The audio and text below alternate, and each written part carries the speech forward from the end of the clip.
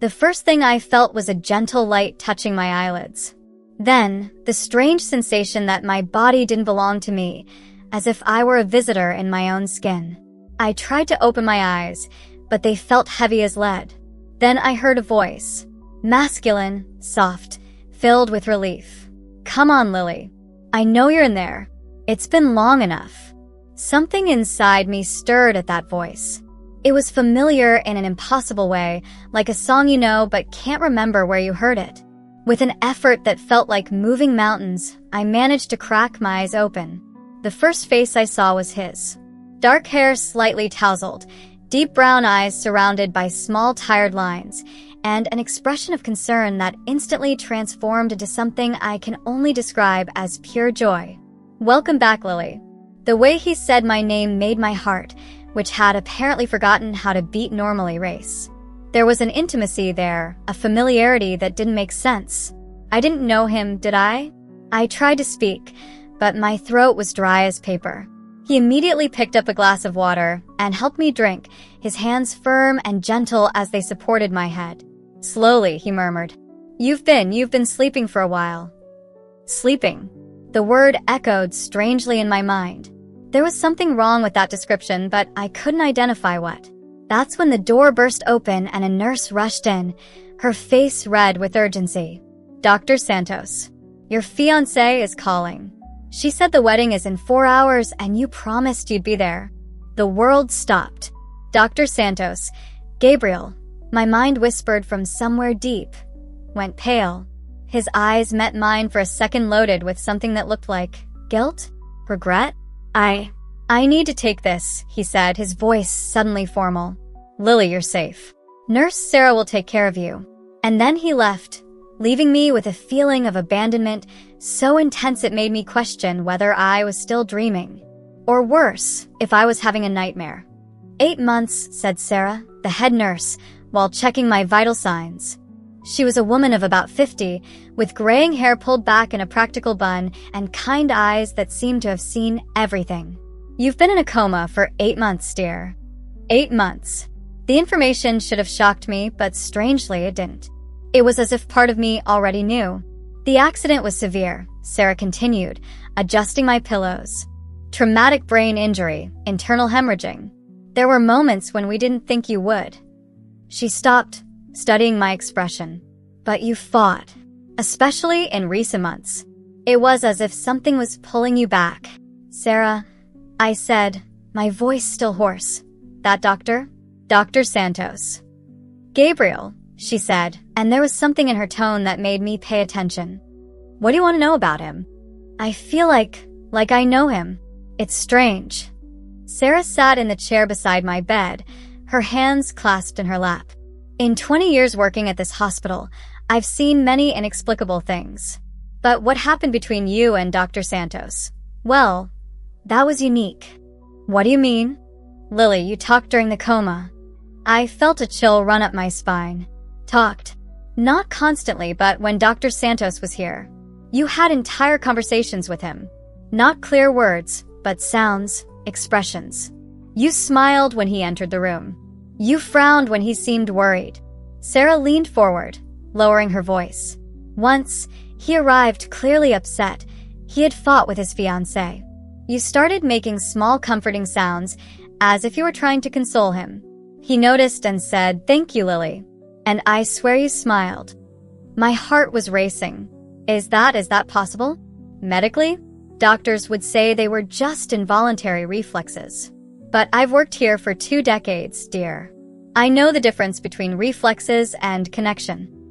Later that day, when I thought I was alone, I heard voices from outside my room. I immediately recognized Gabriel's voice, heavy with anguish. "Sarah, I know it's crazy. Dr. Santos, you need to go to your wedding." How can I marry Amanda knowing that? Knowing what? There was a long pause. I silently pulled myself closer to the door, my heart beating hard. I feel like she heard me, that we created a real connection. "I've canceled the wedding 3 times because of her, Sarah. Amanda said it's today or never." "Gabriel," Sarah's voice was gentle, "you're a good doctor. You care about your patients." "It's not that. The frustration in his voice was palpable. "I fell in love with her, Sarah. With a woman in a coma. How is that possible? How do you fall in love with someone who doesn't even know you exist?" The silence that followed was heavy with weight. "But she did know," Sarah said finally. "She always knew when you were here." I leaned against the wall, trying to process what I had heard. Gabriel was in love with me? How was that possible? I had spent 8 months unconscious, but still, I felt something for him too. Something deep and inexplicable that defied all logic. In the following hours, while Gabriel supposedly prepared for his wedding, the nurses began telling me things that turned my world upside down. "He brought fresh flowers every week," said Maria, a young nurse with dreamy eyes. "Always white daisies. He said they were your favorites, though he didn't know why." Daisies were indeed my favorites. How did he know? "And the music," added another nurse, Linda. "He played classical music for you. Debussy, mainly. You always became calmer when he did that." Debussy, my favorite composer, something I had never mentioned to anyone at the hospital because I was in a coma. "There was that time when you almost died," Maria continued, lowering her voice. "In the 4th month, your vitals were unstable, and the doctors didn't know if you'd make it through the night. Dr. Santos stayed here for 72 hours straight. He didn't even leave to eat. He held your hand and talked to you," Linda added. "He told stories about his childhood, about books he was reading. Once I heard him say he was afraid to marry Amanda because he didn't love her the way she deserved. Each revelation was like a puzzle piece fitting into a place I didn't even know existed in me." "Girls," I said finally, "can you show me the security footage from that night? When I almost died." Maria and Linda exchanged glances. "Well, technically we can't, but..." Maria smiled conspiratorially. "I'll see what I can do." An hour later, I was looking at a small screen on a tablet that Maria had borrowed from the nursing station. The recording was in black and white, with a timestamp showing 3:47 a.m. from 4 months ago. On the screen, I could see my body connected to various machines and Gabriel sitting beside my bed. He held my hand with both of his, and although there was no audio, I could read his lips. "Don't leave me, Lily. I need you to wake up. I need to really get to know you." And then something incredible happened in the recording. My hand, apparently unconscious, squeezed his back. Gabriel looked up, staring directly at my face, and I could see the tears in his eyes. He brought my hand to his lips and kissed it gently. In the recording, a small smile appeared on my unconscious face. I was crying when the video ended. Maria was crying too. "Is this real?" I asked. "I was on duty that night," she said. "I saw it happen. Dr. Santos doesn't know we recorded this." At that moment, the door opened and a woman entered. She was small, Asian, incredibly elegant in an expensive beige dress. Her hair was perfectly arranged, and she carried a bouquet of white lilies. "You must be Lily," she said with a smile that didn't reach her eyes. "I'm Amanda Chen, Gabriel's fiancée." Amanda was beautiful in a clinical way, perfect. Everything about her screamed success and control, from her upright posture to the way she spoke, measured and precise. "I brought flowers," she said, placing the lilies in a vase beside my bed. "Gabriel said you like daisies, but lilies are more appropriate for hospitals." There was something in her tone that made me feel like she was marking territory. "That's very kind of you," I managed to say. Amanda sat in the chair that Gabriel had occupied, crossing her legs elegantly. "You know, Lily, Gabriel almost canceled our wedding several times because of you." I felt my stomach contract. "I'm sorry, I don't understand. He said he fell in love with someone, but you were in a coma." Amanda tilted her head, studying me. "It's impossible to fall in love with someone unconscious, isn't it?" There was something predatory in the way she asked the question, as if she already knew the answer and was testing me. I wouldn't know." Amanda smiled, and this time there was something genuinely cruel in that smile. "Of course you would know, because you were in love too, weren't you?"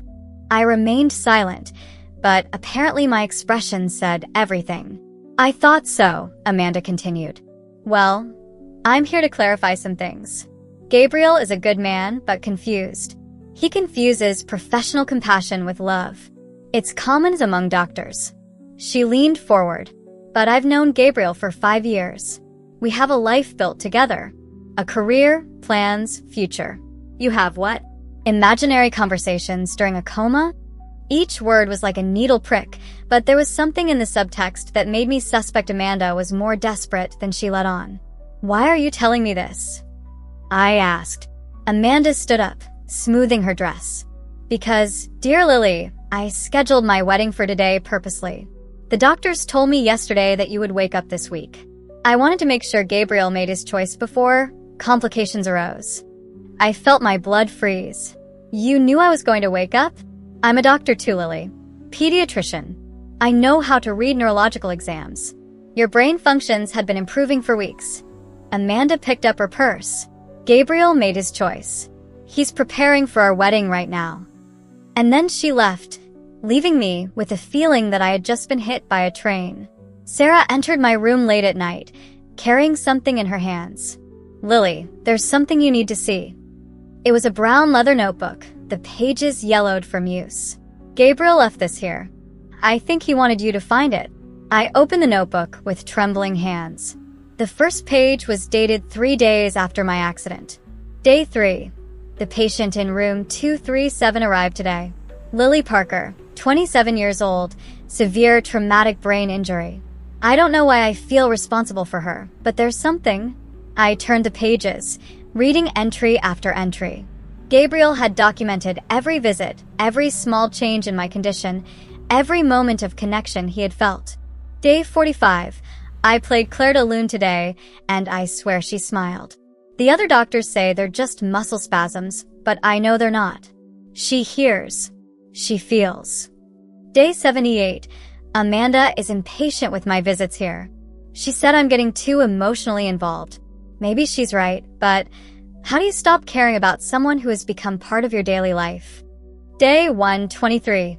Almost lost her today. When her vitals started failing, I felt like my own heart was stopping. I spent hours holding her hand, begging her to fight. And she fought. She always fights. The entries continued, each one revealing a man falling deeper in love with someone who couldn't love him back. At least, not in the conventional way. Then I reached the last entry, dated yesterday. Day 243, Lily's neurological signs show she will wake up soon. Amanda is pressing for us to schedule the wedding immediately. Maybe it's better this way. If Lily wakes up and I don't really know her, I can move on.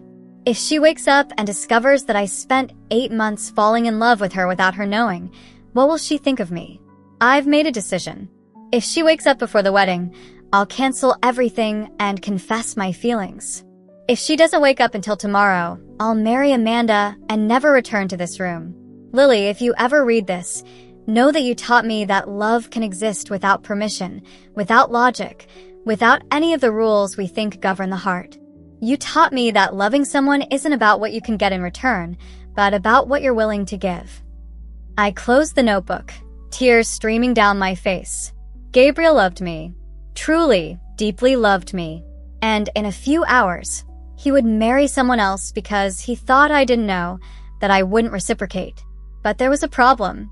I remembered one more thing, a memory that had remained buried until that moment.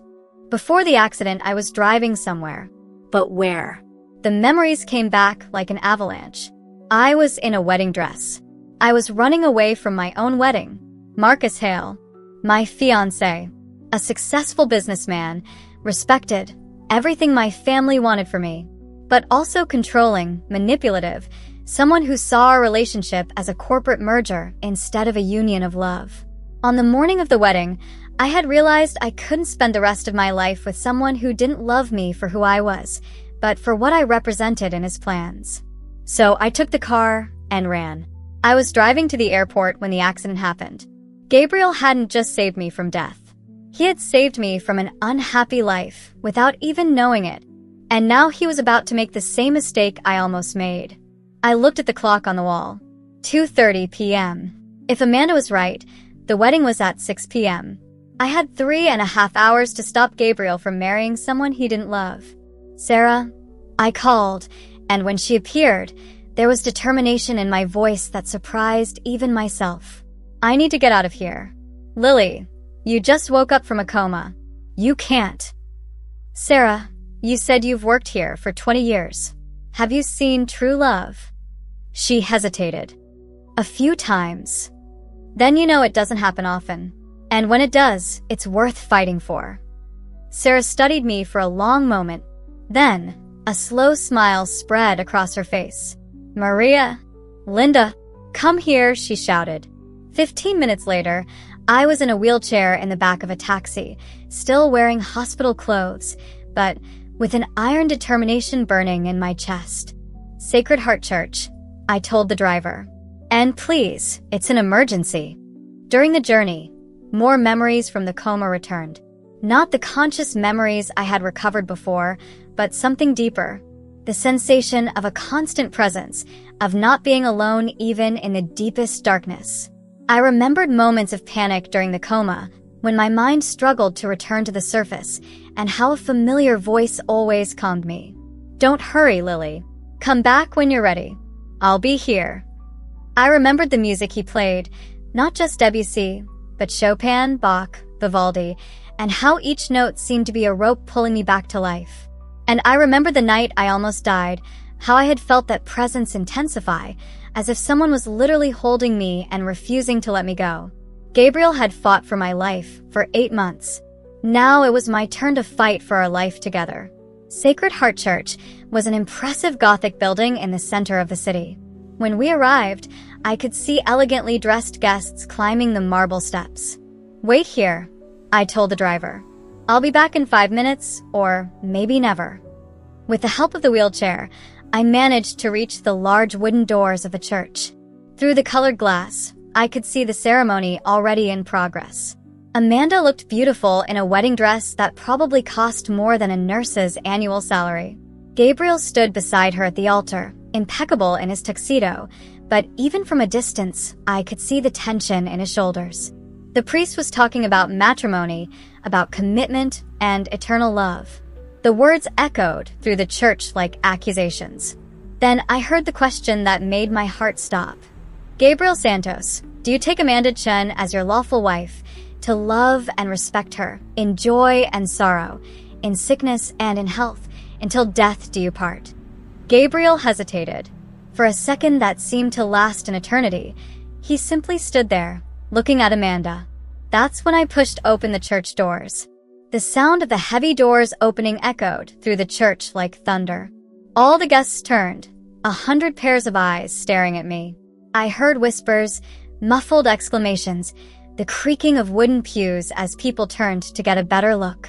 But I only had eyes for Gabriel. When our gazes met, the expression on his face went through a complete transformation. Surprise, confusion, and then relief. Pure and undeniable relief. Lily, he said, his voice carrying through the silent church. Amanda turned too, and the fury in her eyes could have melted glass. I knew this was going to happen, she muttered through gritted teeth. I started pushing the wheelchair down the center aisle. Each wheel that turned echoed like a heartbeat. The guests watched me as if I were an apparition. Gabriel, I said when I got close enough for him to hear me clearly. I need to talk to you. Lily, you can't be here, Amanda interrupted, stepping down from the altar. This is my wedding ceremony. Actually, I said, keeping my eyes fixed on Gabriel. I think this ceremony is about choices. And Gabriel deserves to make his with all the available information. Gabriel stepped down from the altar too, ignoring Amanda, ignoring the shocked priest, ignoring the murmurs of the guests. He knelt beside my wheelchair. How did you know where to find me? He asked. I read your diary, I said. And I remembered some things. What things? I remember your voice telling me stories. I remember your hands holding mine during storms. I remember the music you played. I paused, gathering courage. And I remember falling in love with you, Gabriel. Even in a coma, even without knowing who you were, my soul recognized yours. Total silence descended over the church. Gabriel looked at me as if I were a miracle. "That's impossible," Amanda said, but her voice had lost some of its previous confidence. "Is it impossible?" I asked, finally looking at her. "Or is it just inconvenient for your plans?" Amanda laughed, but it was a bitter, desperate laugh. "Enough. Gabriel, do you want to throw away 5 years of relationship for a fantasy?" She was in a coma. Gabriel stood up, still looking at me, but directing his words to Amanda. "You knew she was going to wake up today. That's why you scheduled the wedding." "So, what if I did?" Amanda exploded, her mask of control finally falling. "Did you think I was going to let a coma patient destroy my future? Our future?" There was a shocked murmur from the guests. Gabriel turned to Amanda, incredulity in his eyes. "You read my diary? I read all your notes about her. All your pathetic doubts about our relationship.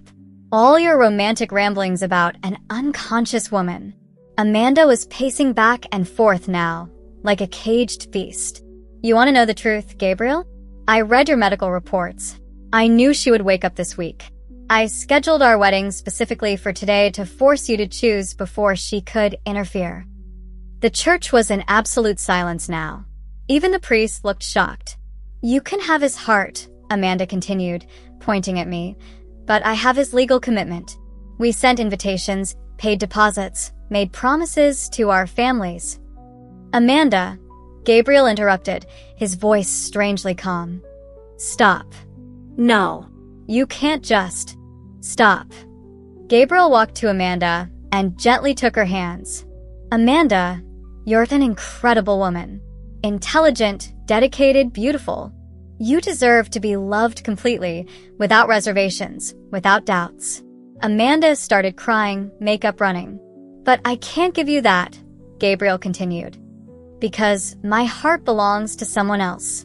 And if I married you now, I would be betraying us both." Gabriel took the ring off his finger and gently placed it in Amanda's hand. "I'm sorry, more than you can imagine, but I can't marry you when I love someone else." Amanda stood for a moment, holding the ring, tears streaming down her face. Then, with a dignity I didn't expect, she nodded. "You're right," she said quietly. "I deserve to be loved completely. And you deserve to love without reservations." She turned to me. "Take care of him, Lily. He's one of the good ones." And then Amanda left the church, leaving a trail of murmurs and confusion. Gabriel turned to me, and there was so much love in his eyes it made me tremble. "Lily, are you sure? This isn't gratitude or confusion because of the coma?" I smiled, feeling my heart expand until it seemed like it would explode in my chest. "Gabriel, for 8 months you kept me connected to life through love.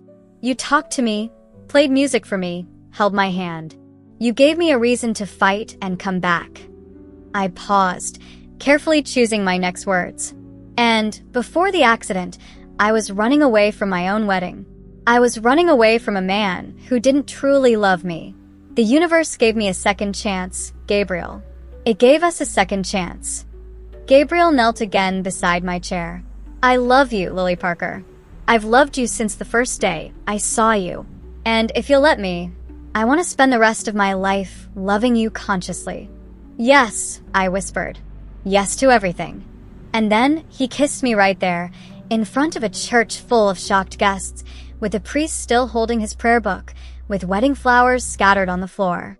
It was the most perfect kiss of my life, because it was the first kiss I gave while being completely conscious of loving someone who loved me back.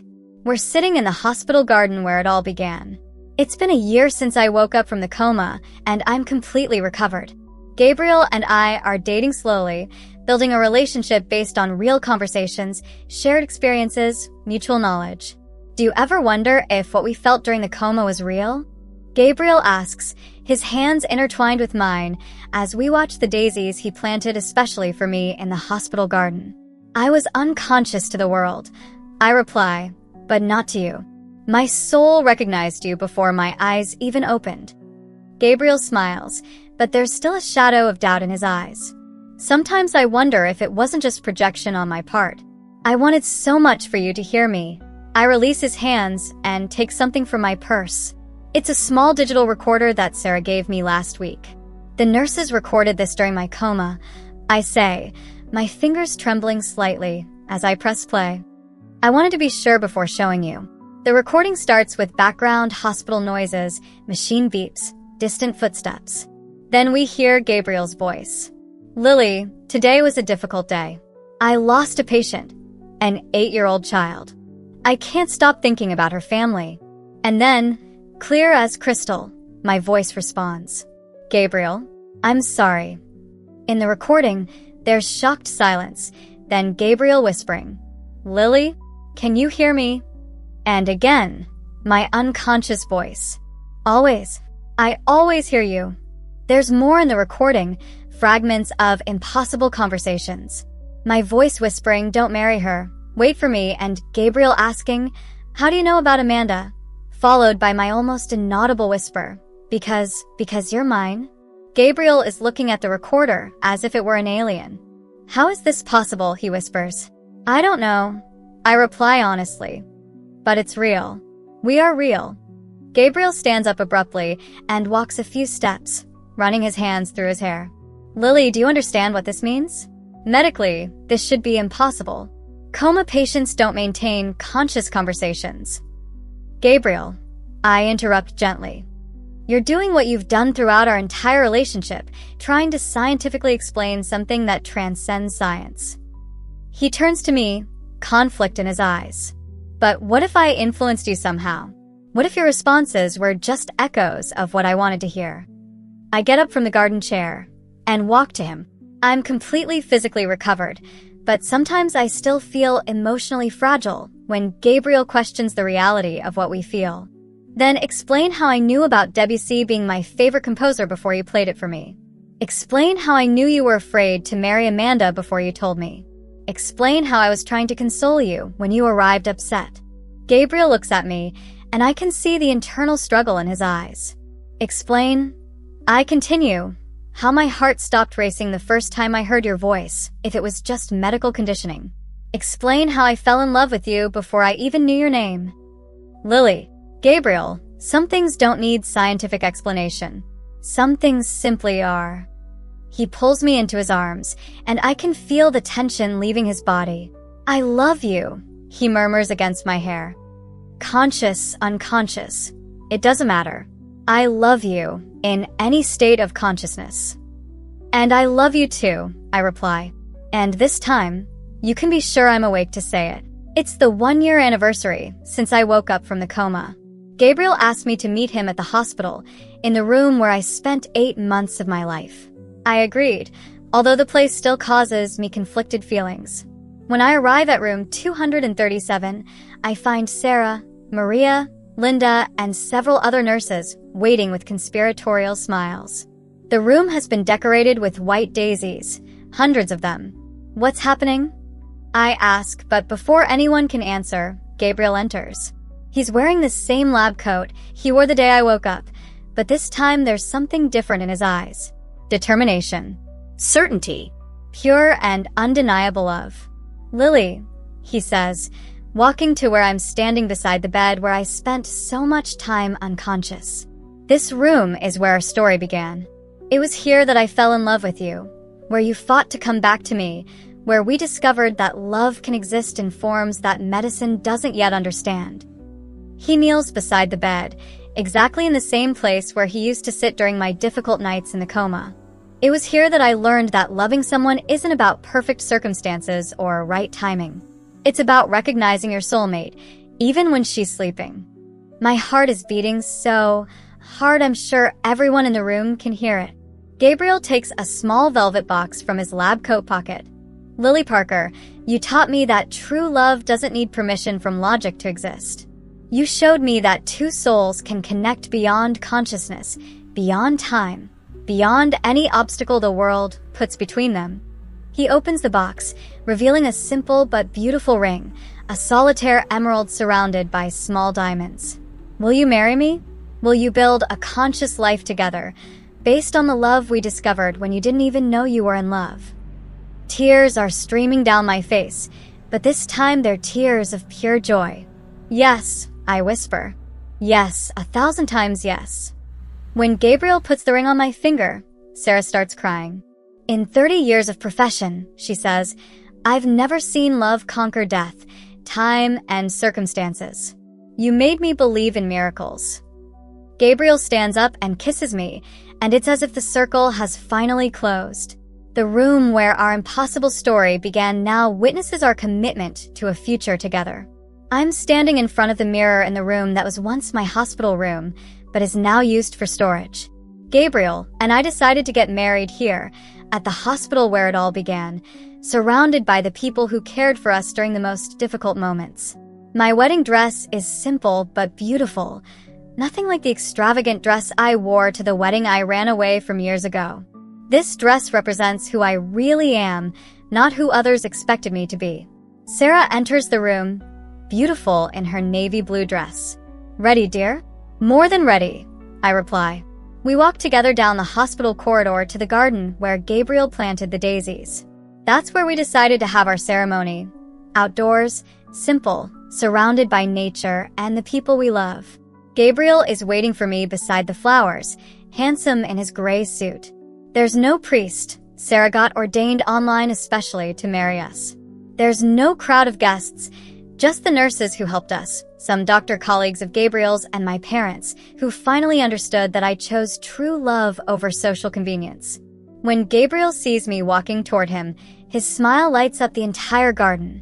You look beautiful, he whispers when I reach his side. You too, I reply, adjusting his tie.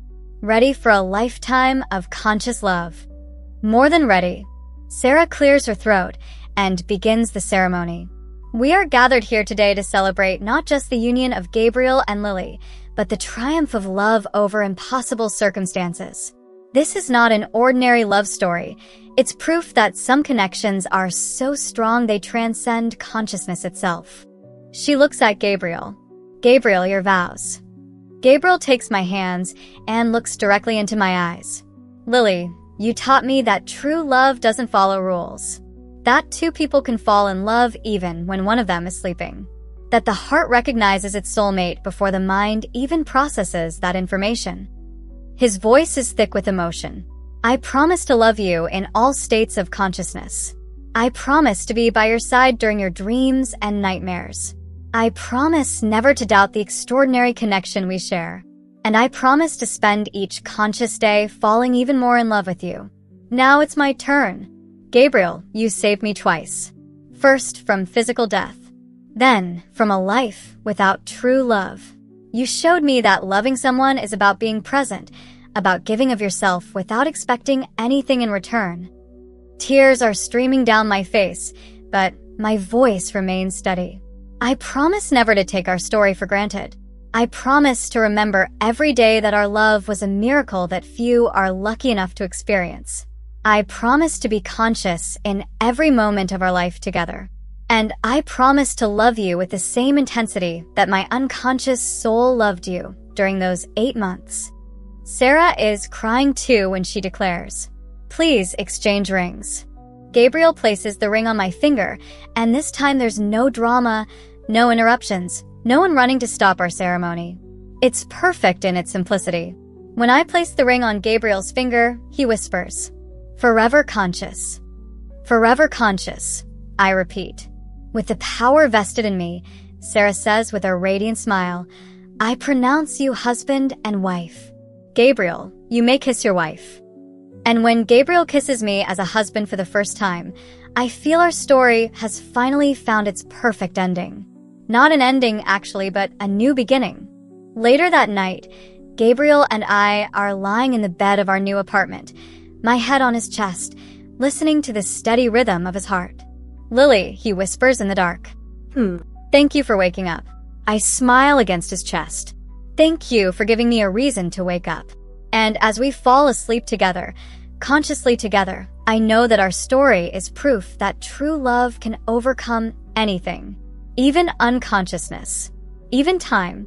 Even impossible circumstances. Sometimes love finds us in the most impossible moments.